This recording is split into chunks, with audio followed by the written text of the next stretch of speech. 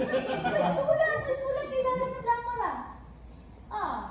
Menendez Fares. Juan Crisostomo Ibarra. Juan Crisostomo Ibarra, sino? Napakasamang biro niyan! Ipinirma ang pangalan sa papel ng isang Filipos Tirillo, 13 taon na patay!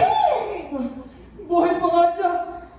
Padre Salvi! Alam mo pa ba ang pirma ng iyong kaibigan? Sulat niya yan! Sulat niya ng Crisostomo Ibarra yan!